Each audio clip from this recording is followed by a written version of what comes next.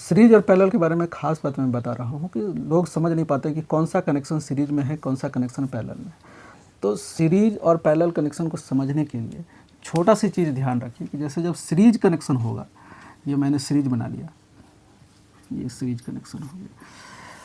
अगर जैसे आपको पोटेंशियल जुड़ा हुआ है तो ठीक है, और अगर पोटेंशियल नहीं जुड़ा हुआ है तो सीरीज कनेक्शन में ध्यान रखने वाली बात है कि जब ये करंट आए, यहाँ से फ्लो हो रहा है, तो ये रेजिस्टेंस R1 से यही करंट इसे पास करेगा।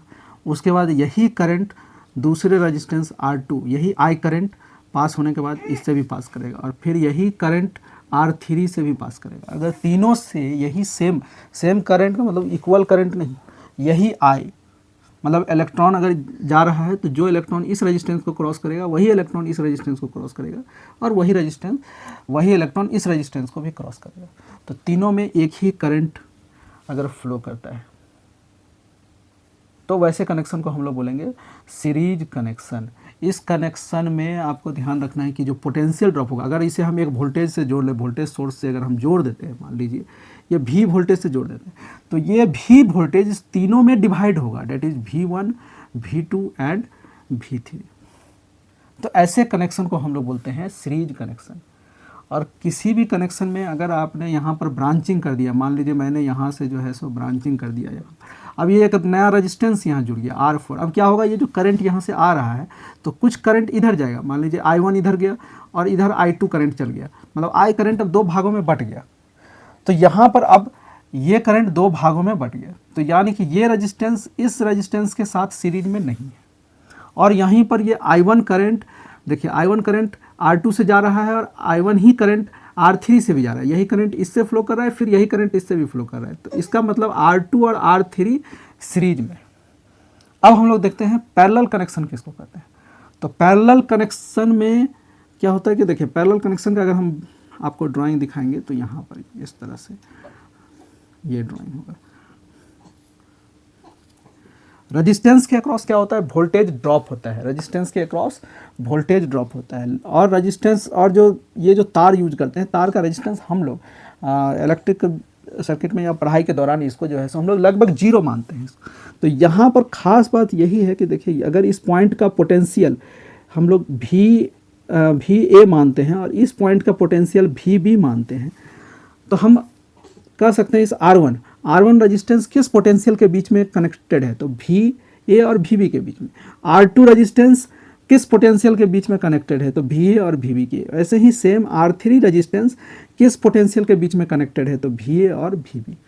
मतलब ये तीनों रेजिस्टेंस एक ही पोटेंशियल डिफरेंस के बीच में कनेक्टेड है, तब ये पैरेलल कनेक्शन कहलाता है।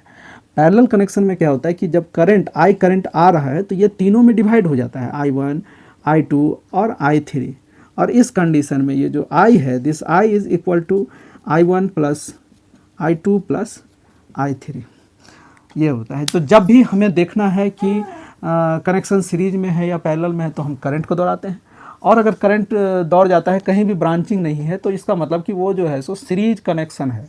और अगर जो है सो सभी का पोटेंशियल डिफरेंस, वोल्टेज ड्रॉप सबका सेम है, तब उस कंडीशन में सभी जो है सो आपको पैरेलल में, इसमें करंट जो है सो डिवाइड हो जाता है। एक जैसे आपको मैं बहुत ही खूबसूरत जो एग्जांपल है, बच्चे को पढ़ने के लिए भी मिलता है शुरुआत से ही, वो आपको दिखाता हूँ।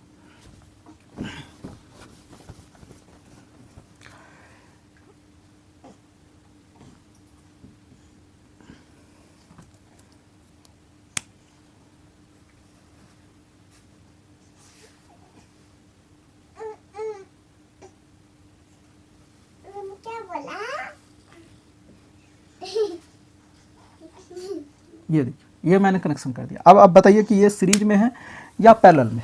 तो आपको ये समझ में नहीं आ रहा हो कि ये सीरीज में है या पैरेलल में। तो हम देखेंगे इसमें जो है सो करंट का, सबसे पहले तो करंट का डायरेक्शन देख लीजिए। तो करंट का डायरेक्शन देखेंगे। अब देखिए, यहाँ पर ये I करंट आ रहा है। अब ये I करंट यहाँ पर क्या होगा, डिवाइड हो जाएगा। मतलब इधर आपको जो है सो ये करंट I1 चला जाएगा और इधर ये करंट I2 चल जाएगा, ठीक है। या फिर हम इसे मान सकते हैं, थोड़ा सा कन्वीनियंस के लिए I माइनस I1 मान सकते हैं। अब ये I1 करंट फिर यहाँ पर आ जाएगा। अब यहाँ पर ये I माइनस I1 आ गया। अब इसको हम लोग इधर फिर से माइनस कर देते हैं, यहाँ पर इधर I2 चल गया, तो इधर आपका चल जाएगा I minus I1 minus I2। ये करंट इधर आ गया। अब देखिए I2 करंट इधर से आ रहा है, I1 करंट इधर से आ रहा है, तो ये फिर से जो है सब मिल गया और ये फिर से मिल करके यहाँ इस सर्किट में ये करंट दे देंगे I1 प्लस I2, और ये दोनों करंट फिर इससे मिलेंगे, तो यहाँ पर ये I1 को कैंसिल, I2 को, ये I जो है सो ये हमने किरचॉफ्स लॉ को यूज करते हुए करंट को जो है सो लिख दिया। अब देखिए इसमें करंट क्या हो जा रहा है, तीनों ही रेजिस्टेंस में, इसमें करंट कितना फ्लो कर रहा है I माइनस I1, इसमें कितना फ्लो कर रहा है तो I2, और इसमें कितना फ्लो कर रहा है I1 प्लस I2, मतलब तीनों में करंट डिफरेंट है। तो ये जो है सो आपका सीरीज कनेक्शन नहीं है। अब हम लोग चेक करेंगे इसको कि ये पैरेलल है या नहीं। तो पैरेलल के लिए देखिए हमने पहले बता दिया है कि आपका जो ये जो तार है, तार का रेजिस्टेंस जो है सो जीरो होता है, तार का रेजिस्टेंस जीरो होता है, तो यहाँ पर जो है सो पोटेंशियल ड्रॉप भी क्या हो जाता है आपका जीरो होता है। तो पूरे तार पर पोटेंशियल जो होगा वो सेम होगा। तो इस पॉइंट का अगर पोटेंशियल हम लोग अगर VA मानते हैं तो आपका देखिए ये तार है, इसके बीच में कोई रेजिस्टेंस नहीं है, तो यानी कि यहाँ का भी पोटेंशियल जो हो जाएगा वो VA ही हो जाएगा। अब यहाँ देखिए ये रेजिस्टेंस आ गया, रेजिस्टेंस आ गया मतलब कि यहाँ पोटेंशियल ड्रॉप हो जाएगा, और यहाँ का पोटेंशियल हो जाएगा VB, एक नया पोटेंशियल, और फिर ये VB देखिए यहाँ से ये तार से जुड़ा हुआ है यहाँ पर, यानी कि V यहाँ का भी पोटेंशियल कितना हो जाएगा, VB हो जाएगा। अब तीनों रेजिस्टेंस को चेक करिए। ये फर्स्ट रेजिस्टेंस देखिए R1 किसके बीच में जुड़ा हुआ है, देखिए आप R1 का potential difference VB minus VA, यहाँ पर R2 का पोटेंशियल डिफरेंस अगेन R2 क्या हो गया आपको VB माइनस VA, और R3 का देखिए R3 भी VA और VB के बीच में जुड़ा हुआ है, मतलब VB माइनस VA। तो तीनों रेजिस्टेंस का आप देखिए कि पोटेंशियल डिफरेंस जो है सो सेम है इस सर्किट। तो इससे ये कंक्लूजन निकल गया कि ये तीनों जो है आपका पैरेलल कनेक्शन है। देखने में तो सीरीज जैसा है लेकिन ये कनेक्शन जो है पैरेलल है। तो इस माध्यम से आप कभी भी सीरीज और पैरेलल कनेक्शन में कन्फ्यूजन नहीं होगा। इसलिए जब भी सीरीज और पैरेलल कनेक्शन को जो बनाया गया है तो उसको ऐसे मत देखिए कि हम जो सीरीज का मतलब हो गया लगातार और पैरेलल का मतलब एक दूसरे के सीध में, उसको हमेशा करंट और वोल्टेज के माध्यम से देखने का कोशिश करिए। धन्यवाद।